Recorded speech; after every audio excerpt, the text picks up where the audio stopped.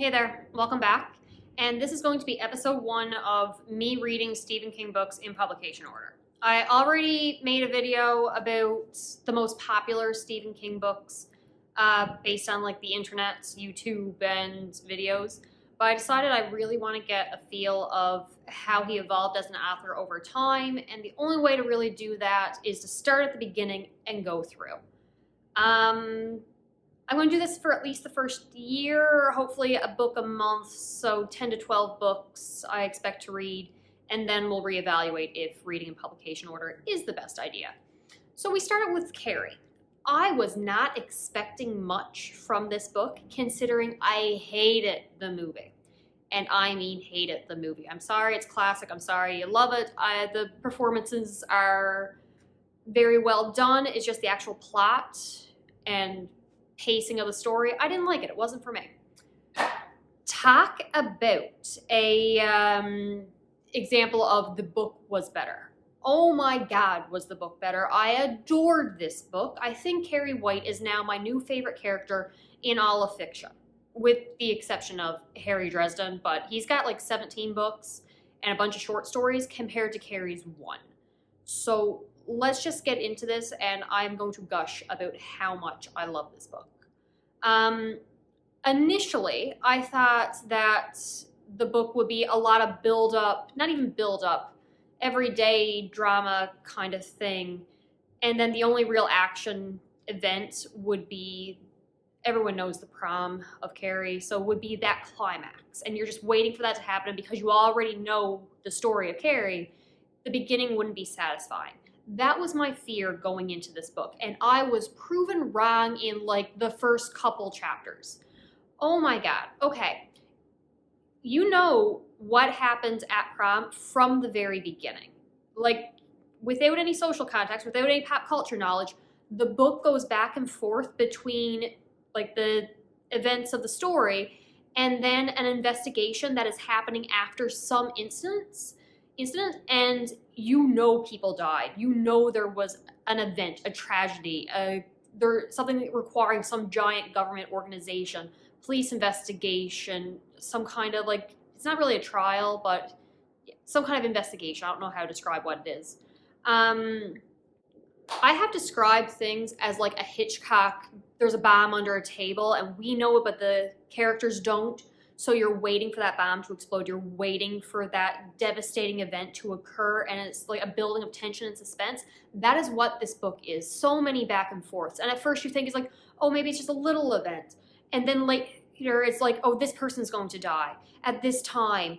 And this many people are going to die. And there's going to be all these other, like it gives you a number and you're like, oh my God, what kind of tragedy is going to happen? Because even the movie does not capture what happens in this book. It is so intense, so suspenseful, and oh God, the characters. I loved all of these characters so much. I'm debating how much I can go into in non-spoiler talk. I'm going to hold off on characters for just a second. Overall, broad strokes, this is probably my new favorite Stephen King book. I didn't think, Stephen King books I've read. I've read Pet Sematary, and I don't think anything can top that and the exploration of grief. I've read It, and I don't think anything can beat that in terms of world building, in terms of Derry, and that location town. I love Derry so much. I read Misery, and at the time, that was my favorite Stephen King book. The true horror and the characters and losing what means so much to you. That is fantastic. None of those themes and strengths are really present in this book except for the fantastic character work. But in those books, I still had criticisms. There were aspects of the story I disliked. Carrie, in my personal, very subjective opinion, is flawless. I loved every single word of this book. Every page. I loved the beginning straight to the end. One side note that you may interpret as a criticism if you so choose, I do not. The ending is extremely dragged out. You get multiple point of views for what's happened at the end of the book before you get the main one of Carrie's, and there's so much back and forth. It really is dragged out, but in my opinion, it earned it. It earned it so much. I would take more perspectives. I want to know how every single character in this town felt at the moment of this happening, what they were doing. Were they at home having tea? I want a chapter for that. I don't know why this book connected with me so much. I don't know how it's possible for me to gush so much about Carrie, but it is fantastic. We are now going to go into somewhat light spoilers as I talk about the characters. Carrie White, the main character, a bullied high school student, I guess like 18 years old. You miss so much if you just watch the movie. It is a very skim coating, bare bones, basic idea of who she is. The strength she has, the optimism, the hope for a better future. I need to read you like a full page of the book right now. So hence why maybe a little bit more than light spoilers, but there's so many lines in there that really captures her character, but I really need to just give you this one page. Carrie did not think anyone could understand the brute courage it had taken to reconcile herself to this, to leave herself open to whatever fearsome possibilities the night might realize. Being stood up could hardly be the worst of them. In fact, a kind of sneering, wishful way she thought it might be for the best. Of course, it would be easier to stay here with Mama. Safer. She knew that they thought of Mama. Well, maybe Mama was a fanatic, a freak, but at least she was predictable. The house was predictable. She never came home to laughing, shrieking girls who threw things. And if he didn't come, if she drew back and gave up, high school would be over in a month. Then what? A creeping subterraneous existence in this house, supported by Mama, watching the game shows and soap operas all day on television with Miss Garrison's house when she had Carrie to come visit, walking down to Center to get a melted and after supper at the Kelly's Fruit when it was deserted, getting fatter, losing hope, losing everything in her power to think. No. Oh dear God, no, please no. Please let this be a happy ending. She is worried about being stood up for prom. She is worried that it's going to be a joke, to make fun of her, but she's still hopeful. And the courage to leave the house and just try to have a better life, the strength that she has to just not give up, not just stay home and give in. I don't know why I love it so much. I just do. I just can't tell you the respect I have for her courage to hope for a better life, to not necessarily forgive the people who've been tormenting her, but just willing to move past it. It is so good, and I want her to have a better life. I want her to do well. I want her to make friends. I want her to have this one happy memory at prom. That's all she wanted. And again, the book tells you from the beginning that it doesn't work.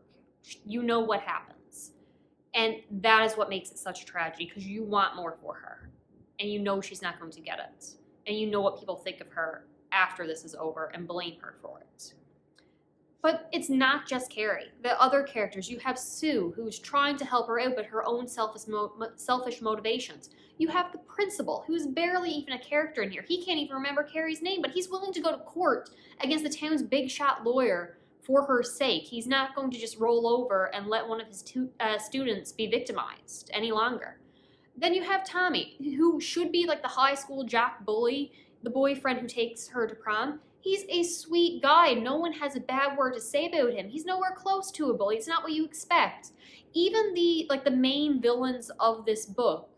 I normally dislike King's villains, bullies, because they're cartoonishly evil. Like, come on, they're trying to kill people half the time. I don't like his villains a lot.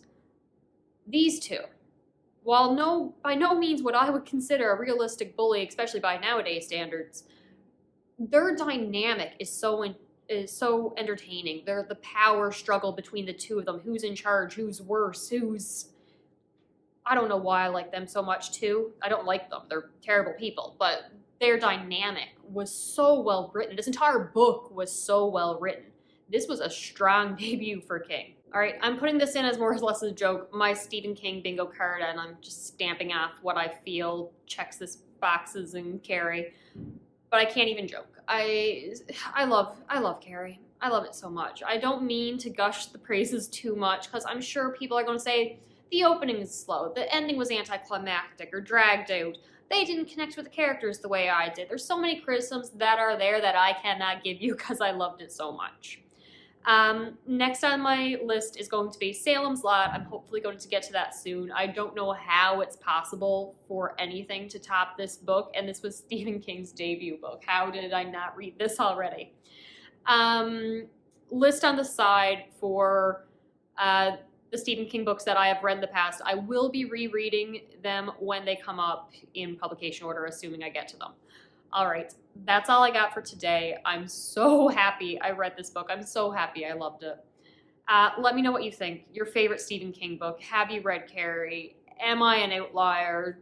How do people normally feel about this book as Stephen King's debut? Because I'm enthralled. I love it so much. If it matters at all, I read the first half, all part 1 physically / e-reader actually. And the second half prom night, I switched to audiobook just because I had a busy day and wanted to keep reading while I was doing some work. And then bits and pieces I still went back and read physically in the second part, but the second part was mostly audiobook. All right, I'm gone. Bye.